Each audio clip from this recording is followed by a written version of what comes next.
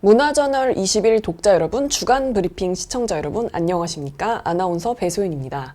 12월 31일 주간 브리핑을 시작하겠습니다. 지난 4.15 총선을 앞두고 집회에서 사전선거운동을 한 혐의로 재판에 넘겨진 전광훈 사랑제일교회 목사가 1심에서 무죄를 선고받고 풀려났습니다. 전 목사는 광화문 광장 기도회 등을 통해 수차례 자유우파 정당을 지지해달라는 등의 발언을 해 사전 선거운동을 한 혐의로 기소됐는데요.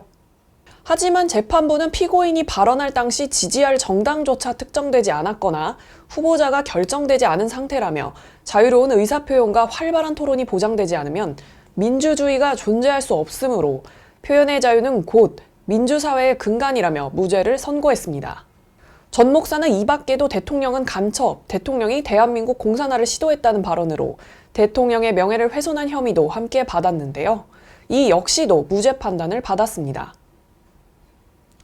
재판부는 사실을 적시한 경우라고 보기 어렵다며 간첩이나 공산화라는 표현이 사실이라기보다는 정치 성향을 비판하는 과장된 표현이라는 점에 주목했습니다. 앞서 검찰은 전광훈 목사에게 공직선거법 위반 등의 혐의로 징역 2년, 명예훼손 징역 6개월을 구형한 바 있습니다. 정부가 3,600만 명분의 백신 구매 계약 체결을 완료하고 추가로 1천만 명분의 계약 체결을 진행 중입니다. 중앙방역대책본부는 28일 코로나19 백신 구매 및 접종 준비 상황을 브리핑하면서 내년 2월부터 접종 개시를 위해 접종 체계를 구축 중이라고 설명했습니다. 정부가 계약한 백신은 이르면 내년 2월에서 3월부터 순차적으로 국내에 들어올 예정입니다. 현재 정부는 추후 구매분까지 약 4,600만 명분의 백신을 도입하는데 이는 우리나라 전체 인구의 88.8%에 해당하는 분량으로 백신 접종 가능 인구인 18세 이상 인구의 104.3%에 해당하는 물량입니다.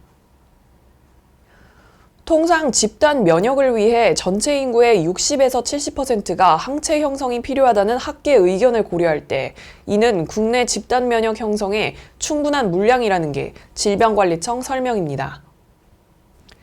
백신이 도입되면 정부는 우선 접종 권장 대상자 중 보건의료 체계 기능 유지를 위한 고위험 의료기관 종사자, 요양병원 시설 등 집단 시설에 거주하는 노인부터 접종을 시작해 순차적으로 확대해 나간다는 계획입니다. 현재까지 거론되고 있는 우선 접종 대상자로는 의료기관 종사자, 집단시설 생활자 및 종사자, 65세 이상, 성인 만성질환자, 소아청소년 교육 보육시설 종사자 및 직원, 코로나19 1차 대응 요원, 경찰, 소방공무원, 군인 등입니다. 비혼모 출산권으로 한국 사회에 화두를 던진 일본 출신 방송인 후지타 사유리가 지난 12월 25일 개인 유튜브 채널을 통해 출산 과정을 공개했습니다. 이 영상에는 그가 처음으로 털어놓는 서양인의 정자기증 이야기와 아들의 모습이 담겼습니다. 27일에는 개인 SNS 계정에 아들과 함께 찍은 가족 사진을 공개하기도 했는데요. 사유리가 밝힌 정자 선택 기준은 3가지입니다. 술과 담배를 하지 않고 건강한 사람일 것과 감성 지수인 EQ가 높아야 한다는 점, 그리고 서양 사람, 동양 사람은 별로 상관하지 않았다고 말했습니다. 그저 건강하고 EQ 수치가 높은 사람을 찾다 보니 서양인 정자를 받기로 결정했다는 사유리는 문화적인 차이로 동양인 기증자는 거의 볼 수 없다고 말하면서 아들이 자신의 감정을 적절히 조절할 줄 알고 타인의 감정에 공감하는 데 뛰어난 사람이 되기 바란다고 강조했습니다. 사유리의 고백 후 여론은 다시 들끓었는데요. 당초 일본 정자은행에서 기증받은 것으로 알려져 많은 이들이 일본인 남성의 정자를 받았다고 생각했지만 사유리가 서양인 정자를 선택했다고 하자 여지없이 갑론을박이 이어진 겁니다. 사유리가 문화적 차이로 동양인 기증자가 많지 않다고 밝혔지만 일부 네티즌들은 일본인은 서양인이 우월하다고 생각한다는 등의 주장을 펼치며 서양인의 정자를 기증받은 데 대한 비판을 하기도 했습니다. 사유리의 유튜브 채널 해당 영상에는 현재까지 그를 응원하는 댓글들이 이어지고 있습니다. 사유리는 이번 비혼 출산권으로 우리 사회에 큰 화두를 던졌습니다. 우리 일상에서 보편적인 가정과 다르면 비정상적이라는 시각을 다시 한번 생각할 때라는 지적도 호응을 얻고 있습니다.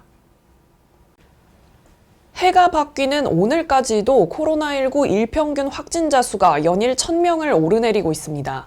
2.5단계를 유지하면서 더욱 강화된 방역 수칙을 모두 잘 준수하고 불필요한 외출 및 모임 자제와 마스크 착용, 손 씻기 등 모두가 방역 수칙을 더욱더 잘 준수해 주시기 바랍니다. 시청자 여러분, 신축년 새해 건강하시고 복 많이 받으세요. 감사합니다.